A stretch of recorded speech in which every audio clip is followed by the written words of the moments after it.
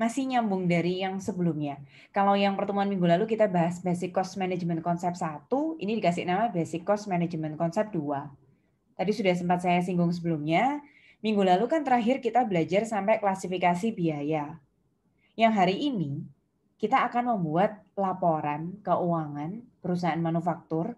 Nah, klasifikasi biaya itu ada 5 yang sangat pengaruh ke hari ini, ke dalam pembuatan statement, itu yang klasifikasi biaya berdasarkan fungsi. Sambil diingat-ingat ya teman-teman.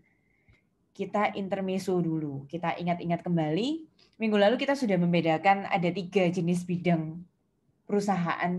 Ada yang disebut dengan bergerak di bidang jasa, ada yang disebut dagang, kemudian ada yang disebut manufaktur.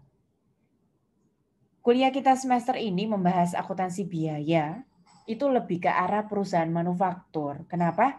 Karena kita ngurusin biaya produksi itu, kita bahas perusahaan yang memproses dulu bahan baku, jadi barang setengah jadi, sampai akhirnya jadi barang jadi, kemudian baru dijual beli. Ini contoh-contoh nama perusahaan manufaktur yang teman-teman pasti sudah tahu produk-produknya apa yang mungkin kalian jadi customer atau konsumennya sehari-hari ya. PT Indofood, PT Toyota Astra, terus ada PT Unilever. Ini adalah 3 contoh perusahaan perseroan terbatas yang bergerak di bidang manufaktur. Jadi kita spesifikkan ketika kita belajar akuntansi biaya ini, perusahaannya itu bekerja di bidang manufaktur. Nah, aktivitas perusahaan manufaktur itu dimulai dulu dari pengadaan bahan baku.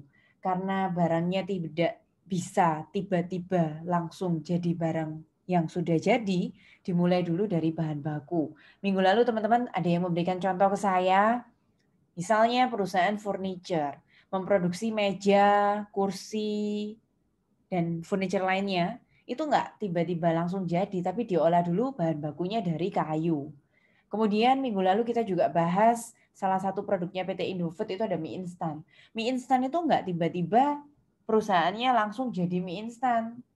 Tapi terlebih dahulu dimulai dari pengolahan tepung, telur, dan lain sebagainya bahan-bahan bakunya. Jadi kita mulai dari beli bahan baku dulu, disimpan, terus kemudian dari gudang dikeluarkan buat di aktivitas produksi. Nah, di aktivitas produksi atau pemrosesan, itu bahan bakunya berubah menjadi setengah jadi. Misalnya kalau tadi meja, kursi, itu kayunya sudah dipotong tapi belum disusun. Misalnya tadi tepung, telur sudah diolah jadi mie instan, tapi belum digiling, bentuknya masih adonan. Nah, jadi pemrosesan itu hasil akhirnya masih setengah jadi. Selain bahan baku, untuk memproses itu butuh tenaga kerja. Kemudian, ingat nggak? Selain bahan baku langsung, selain tenaga kerja langsung, selama biaya produksi itu terjadi di pabrik, disebut dengan biaya overhead ya.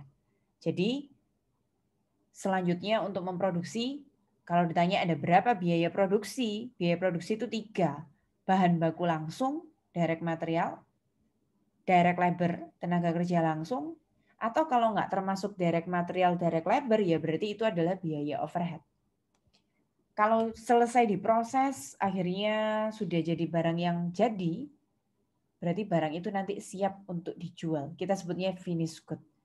Kurang lebih kalau dalam bentuk kata-kata yang tadi, kalau dalam bentuk skema kurang lebih seperti ini ya. Jadi ada dari supplier, perusahaan manufaktur itu beli bahan baku dulu. Habis ada pengadaan, kemudian diproses.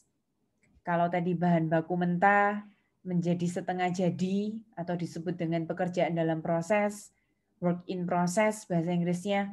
Kalau diselesaikan sudah layak dijual namanya barang jadi atau finished good bahasa Inggrisnya. Kemudian kita masuk ke aktivitas penjualan. Nah, yang akan kita laporkan itu nanti awal mulanya ya dari kata-kata penjualan ya. Untuk membuat laporan laba ruginya perusahaan manufaktur, pendapatan utamanya ya tetap namanya sales revenue atau penjualan. Tapi sebelum sampai penjualan, itu kan aktivitas kita banyak sekali ya. Mulai dari pengadaan, diproses dulu, sampai jadi barang jadi baru bisa dijual.